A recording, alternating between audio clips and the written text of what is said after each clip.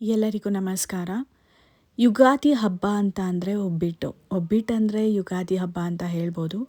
ಯುಗಾದಿ ಹಬ್ಬನ ನಾವು ಈ ನೆಕ್ಸ್ಟ್ ವರ್ಷ ಫುಲ್ಲು ಸಿಹಿ ಸಿಹಿಯಾಗಿರಲಿ ಅಂತ ಹೇಳಿ ಸ್ವೀಟ್ನ ಮಾಡ್ತೀವಿ. ಇನ್ನು ಎಲ್ಲ ಹೊಸ ಬೆಳೆಗಳನ್ನು ಇಟ್ಟು ಪೂಜೆ ಮಾಡ್ತೀವಿ.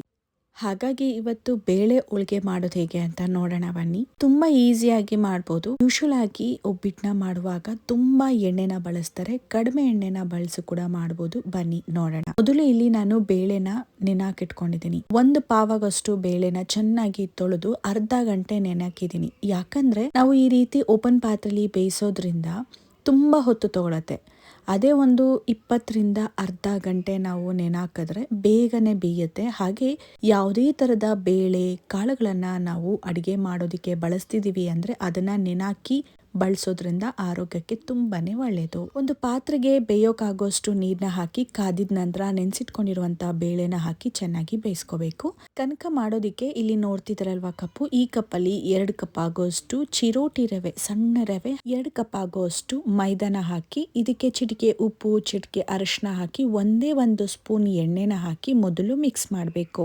ನಂತರ ಇದಕ್ಕೆ ಆಗೋಷ್ಟು ನೀರ್ನ ಹಾಕೊಂಡು ಮೊದಲು ಕಲ್ಸ್ಕೋಬೇಕು. ಜಾಸ್ತಿ ಎಣ್ಣೆನ ಹಾಕಿ ಕನಕನ ಕಳಿಸ್ತಾರೆ, ಅತಿಯಾದಂತ ಎಣ್ಣೆನೂ ಕೂಡ ಒಳ್ಳೇದಲ್ಲ. ಆ ಕಾರಣಕ್ಕೆ ಮೊದಲು ನೀರ್ನ ಹಾಕಿ ಕಲಸಿ ನಂತರ 2 ಸ್ಪೂನ್ ಆಗೋಷ್ಟು ಎಣ್ಣೆನ ಹಾಕಿ ಇವಾಗ ನೋಡಿ ಕಲ್ಸಿದೀನಿ, ಚೆನ್ನಾಗಿ ಮಿದ್ದಿದ್ದೀನಿ ಕೂಡ. ನಂತರ ಈ ರೀತಿಯಾಗಿ ಜಾರ್ತಾ ಇದೆ, ತುಂಬಾ ತೆಳು ಇರಬಾರ್ದು, ತುಂಬಾ ಗಟ್ಟಿನೂ ಇರಬಾರ್ದು. ನಂತರ ಮತ್ತೆ ಇದಕ್ಕೆ 2 ಸ್ಪೂನ್ ಆಗೋಷ್ಟು ಎಣ್ಣೆನ ಹಾಕೊಂಡು ಇದನ್ನ ಚೆನ್ನಾಗಿ ನಾದ್ಕೋಬೇಕು.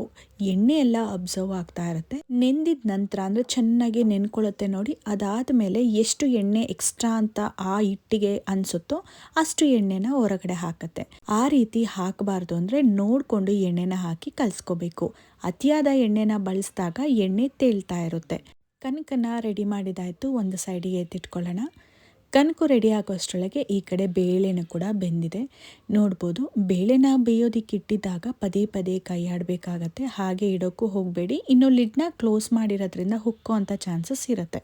ಈ ಬೇಳೆನ ನಾವು ಒಂದು ಕೈಯಲ್ಲಿ ಇಸಕ್ದಾಗ ಆರಾಮಾಗಿ ಪುಡಿ ಪುಡಿ ಆಗಬೇಕು, ತುಂಬಾನೇ ಸ್ಮ್ಯಾಶ್ ಆಗಬಾರ್ದು. ನೋಡಿಕೊಂಡು ಸ್ಟವ್ ಇಂದ ಇಳಿಸಿ ನೀರು ಮತ್ತೆ ಬೇಳೆನ ಡಿವೈಡ್ ಮಾಡ್ಕೊಳ್ಳಿ. ಇನ್ನು ಇಲ್ಲಿ ನಾನು ನೀರೇನಿದೆ ಅದನ್ನ ರಸಮ್ ಮಾಡ್ಕೋತಾ ಇದ್ದೀನಿ. ಒಬ್ಬಿಟ್ಟಿನ ಸಾರು ಕೂಡ ಮಾಡ್ಕೋಬಹುದು. ಒಬ್ಬಿಟ್ಟಿನ ಸಾರು ರೆಸಿಪಿ ಬೇಕಂದ್ರೆ ದಯವಿಟ್ಟು ಕಮೆಂಟ್ ಬಾಕ್ಸ್ ಅಲ್ಲಿ ರೆಸಿಪಿ ಅಂತ ಕಮೆಂಟ್ ಮಾಡಿ. ಒಬ್ಬಿಟ್ಟಿನ ಸಾರಾದ್ರೂ ಮಾಡ್ಬೋದು, ಇಲ್ಲಾಂದ್ರೆ ರಸಮ್ ಆದ್ರೂ ಮಾಡ್ಬೋದು. ಇವತ್ತು ಸಿಂಪಲ್ ಆಗಿ ರಸಮ್ ಮಾಡೋಣ ಅಂತ ಹೇಳಿ ಹಾಗೆ ಎತ್ತಿಟ್ಕೊಂಡು ರಸಮ್ನ ಮಾಡಿಟ್ಕೊಂಡಿದ್ದೀನಿ. ಈಗ ಬೇಳೆ ಸ್ವಲ್ಪ ಸೈಡಿಗೆ ಎತ್ತಿಟ್ಕೊಂಡು ಮೊದಲು ಬೆಲ್ಲನ ರೆಡಿ ಮಾಡ್ಕೊಳ್ಳೋಣ. ಬೆಲ್ಲ ನಾವು ಹೇಗೆ ಅಳತೆ ತಗೋಬೇಕಂದ್ರೆ 1 ಪಾವ್ ಬೇಳೆಗೆ 3/4 ಪಾವಷ್ಟು ಬೆಲ್ಲ ಹಾಕಿದ್ರೆ ಕರೆಕ್ಟ್ ಆಗಿರತ್ತೆ. ನಿಮಗೆ ಸಿಹಿ ಹೆಚ್ಚಾಗಬೇಕು ಅಂದ್ರೆ 1 ಪಾವ್ನಾದ್ರೂ ಹಾಕೋಬಹುದು. ನಾನಿಲ್ಲಿ 1 ಪಾವ್ನ ಕೆಚ್ಚಿಟ್ಕೊಂಡಿದ್ದೀನಿ. ಇವಾಗ ಇಲ್ಲಿ 3/4 ಪಾವ್ ಆಗೋಷ್ಟು ಬೆಲ್ಲನ ಒಂದು ಪಾತ್ರೆಗೆ ಹಾಕೊಳ್ತಾ ಇದ್ದೀನಿ. ಬೆಲ್ಲಕ್ಕೆ ಸ್ವಲ್ಪ ನೀರು, ಆಲ್ಮೋಸ್ಟ್ ಅರ್ಧದಲ್ಲಿ ಅರ್ಧ ಹಾಕಿದ್ರು ಸಾಕಾಗತ್ತೆ. ನೋಡಿ, ಇವಾಗ 1 ಕಪ್ ನೀರಲ್ಲಿ ಅರ್ಧ ಕಪ್ ನೀರನ್ನ ಹಾಕೊಂಡಿದ್ದೀನಿ. ನೀರು ಚೆನ್ನಾಗಿ ಕುದಿಬೇಕು, ಹಾಗೆ ಬೆಲ್ಲ ಕರೆಕ್ಟಾಗಿ ಕರಗಬೇಕು. ಬೆಲ್ಲ ಕರಗೋಷ್ಟು ನೀರು ಹಾಕೊಂಡ್ರೆ ಸಾಕಾಗತ್ತೆ. ಅತಿಯಾದ ನೀರು ಹಾಕಿದ್ರು ಕೂಡ ಚೆನ್ನಾಗಿ ಮಳಸ್ಬೇಕಾಗತ್ತೆ, ಅಥವಾ ಜಾಸ್ತಿ ಹೊತ್ತು ಕುದಿಸ್ಕೋಬೇಕಾಗತ್ತೆ ಅಷ್ಟೇ. ಹಾಗಂತ ತುಂಬ ಹೊತ್ತು ಕುದಿಸೋದು ಕೂಡ ಅಷ್ಟು ಚೆನ್ನಾಗಿರೋದಿಲ್ಲ. ಆ ಕಾರಣಕ್ಕೆ ಬೆಲ್ಲ ಕರಗೋಷ್ಟು ನೀರು ಹಾಕೊಂಡ್ರೆ ಸಾಕಾಗತ್ತೆ. ಇನ್ನು ಪಾಕ ಬರಬೇಕು ಅನ್ನೋದು ಏನಿರೋದಿಲ್ಲ. ಬೆಲ್ಲ ಫುಲ್ ಕರಗೋವರೆಗೂ ಕೂಡ ಕೈಯಾಡ್ತಾನೆ ಇರ್ಬೇಕಾಗತ್ತೆ, ಇಲ್ಲಾಂದ್ರೆ ತಳ ಹಿಡಿಯುವಂತ ಚಾನ್ಸಸ್ ಇರುತ್ತೆ. ಈ ಬೆಲ್ಲ ಕರಗಿದ ನಂತರ ನಾವು ಬೇಯಿಸಿಟ್ಕೊಂಡಿರ್ತೀವಿ ನೋಡಿ ಬೇಳೆನ, ಈ ಬೇಳೆನ ಹಾಕೊಳ್ಬೇಕಾಗತ್ತೆ. ಬೆಲ್ಲ ನೀಟಾಗಿ ಕರಗಿದೆ ಅಂದ್ರೆ ಅವಾಗ ನೋಡಿ ಈ ರೀತಿಯಾಗಿ ನೊರೆ ಬರೋದಕ್ಕೆ ಶುರುವಾಗತ್ತೆ. ಈ ಹಂತದಲ್ಲಿ ನಾನು ಆಲ್ರೆಡಿ ಪುಡಿ ಮಾಡಿ ಇಟ್ಕೊಂಡಿರುವಂತ ಏಲಕ್ಕಿ ಪುಡಿನ ಹಾಕೋತಾ ಇದ್ದೀನಿ. 2 ಸ್ಪೂನ್ ಏಲಕ್ಕಿ ಪುಡಿನ ಹಾಕೋತಾ ಇದ್ದೀನಿ. ಏಲಕ್ಕಿ ಪುಡಿ ಹಾಕೋದ್ರಿಂದ ಘಮ, ರುಚಿ ಎರಡು ಕೂಡ ಹೆಚ್ಚುತ್ತೆ. ಏಲಕ್ಕಿ ಪುಡಿನ ಹಾಕೊಂಡು ಕೈಯಾಡಿದ ನಂತರ ಬೇಯಿಸಿಟ್ಕೊಂಡಿರುವಂತ ಬೇಳೆನ ಹಾಕೊಂಡಿದ್ದೀನಿ. ಈ ಬೇಳೆನು ನೀವು ನೋಡ್ತಾ ಇರ್ಬೋದು ಎಷ್ಟು ಪರ್ಫೆಕ್ಟ್ ಆಗಿ ಬೆಂದಿದೆ ಅಂತ. ಈ ರೀತಿಯಾಗಿ ಬೇಯಿಸ್ಕೋಬೇಕು. 1-2 ನಿಮಿಷ ಬೇಳೆ ಹಾಕಿ ಕೈಯಾಡಿದ ನಂತರ ಇದಕ್ಕೆ ಅರ್ಧ ಹೋಳಾಗೋಷ್ಟು ಹಸಿ ತೆಂಗಿನ ತುರಿನ ಹಾಕೊಳ್ತಾ ಇದ್ದೀನಿ. ತೆಂಗಿನ ತುರಿ ಸ್ವಲ್ಪನಾದ್ರೂ ಹಾಕೊಳ್ಳೇಬೇಕು, ಹಾಕೊಳ್ದೆ ಮಾಡಿದ್ರೆ ಅಷ್ಟು ರುಚಿ ಅನ್ಸೋದಿಲ್ಲ. ಇನ್ನು ಕಾಯಿ ಹಾಕಿದ್ರೆ ಒಳ್ಳೆ ರುಚಿ ಕೊಡುತ್ತೆ, ಒಮ್ಮೆ ಟ್ರೈ ಮಾಡಿ. ಇನ್ನು ಇವಾಗ ಬೇಳೆ, ಕಾಯಿ, ಬೆಲ್ಲನ ನೀಟಾಗಿ ಮಿಕ್ಸ್ ಮಾಡಬೇಕು. ಮಿಕ್ಸ್ ಮಾಡುವಾಗ ಸೈಡ್ ಅಲ್ಲಿ ಈ ರೀತಿ ನೀರ್ ಇರಬಾರ್ದು. ಹಾಗೆ ಇವಾಗ ನೀವು ನೋಡ್ತಿರ್ಬೋದು, ಕೈಯಾಡುವಾಗ ನೀರೆಲ್ಲ ಹಿಂಗಿದೆ ಅಂದ್ರೆ ಬೇಳೆ ಕಾಯಿ ಅಬ್ಸರ್ವ್ ಆಗಿರತ್ತೆ. ಈ ಹಂತಕ್ಕೆ ಬಂದಾಗ ನಾವು ಸೈಡಿಗೆ ಎತ್ತಿಟ್ಕೋಬೇಕು. ಸ್ವಲ್ಪ ತಣ್ಣಗಾದ್ರೆ ಸಾಕಾಗತ್ತೆ. ಹಾಗೆ ಇದನ್ನ ನಾವು ರುಬ್ಕೋಬೇಕಾಗತ್ತೆ. ತುಂಬಾ ಬಿಸಿ ಇದ್ದಾಗ ಮಿಕ್ಸಿಯಲ್ಲಿ ರುಬ್ಬೋದಿಕ್ಕಾಗೋದಿಲ್ಲ.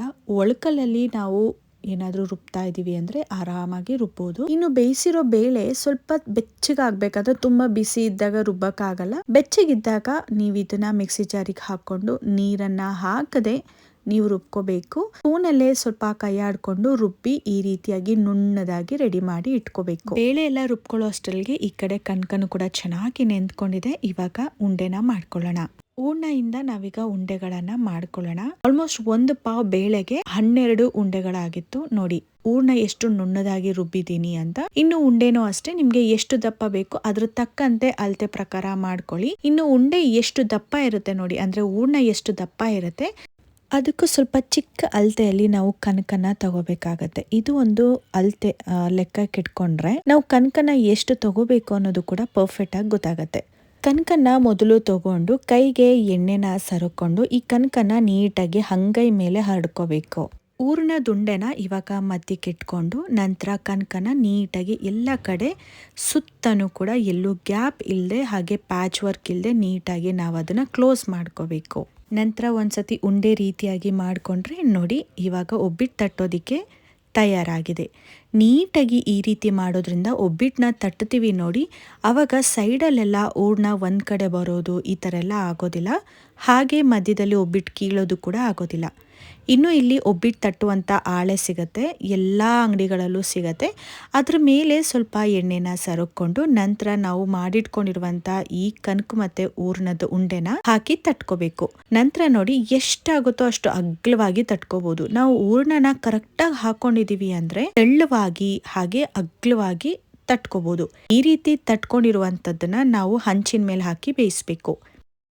ಕಬ್ಬಿಣದ ಹಂಚಾದ್ರೆ ಒಬ್ಬಿಟ್ಟು ತುಂಬ ಚೆನ್ನಾಗಿ ಬೇಯುತ್ತೆ. ನೀವು ನಾನ್ ಸ್ಟಿಕ್ ಅನ್ನೋದಕ್ಕಿಂತ ಕಬ್ಬಿಣದ ತವನ ತಗೊಳ್ಳಿ. ಇನ್ನು ಕಬ್ಬಿಣದ ತವನ ಕಾಯಿಸ್ಕೊಂಡು ಒಂದು ಅರ್ಧ ಸ್ಪೂನ್ ಆಗೋಷ್ಟು ಎಣ್ಣೆನ ತಳಕ್ಕೆ ಹಾಕೊಂಡು ನಂತರ ಒಬ್ಬಿಟ್ಟು ತಟ್ಟಿರ್ತೀವಿ ನೋಡಿ ಅದನ್ನ ಹಾಕೊಳ್ಬೇಕು.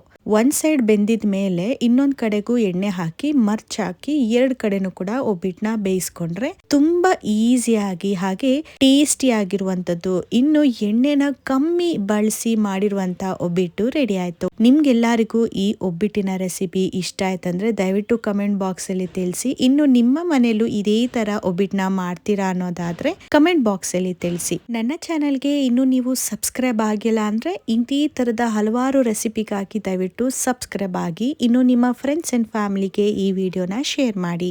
ಈ ವಿಡಿಯೋ ಅಥವಾ ಈ ರೆಸಿಪಿ ನಿಮಗೆ ಇಷ್ಟ ಆಯ್ತಂದ್ರೆ ಪ್ಲೀಸ್ ಒಂದು ಲೈಕ್ ಬಟನ್ನ ಪ್ರೆಸ್ ಮಾಡಿ ಅಥವಾ ಎಸ್ ಅಂತ ಹೇಳಿ ಕಮೆಂಟ್ ಬಾಕ್ಸಲ್ಲಿ ತಿಳಿಸಿ. ಆಗ ಈ ರೆಸಿಪಿ ನಿಮಗೆ ಇಷ್ಟ ಆಯಿತು ಅನ್ನೋದು ನನಗೆ ಗೊತ್ತಾಗತ್ತೆ.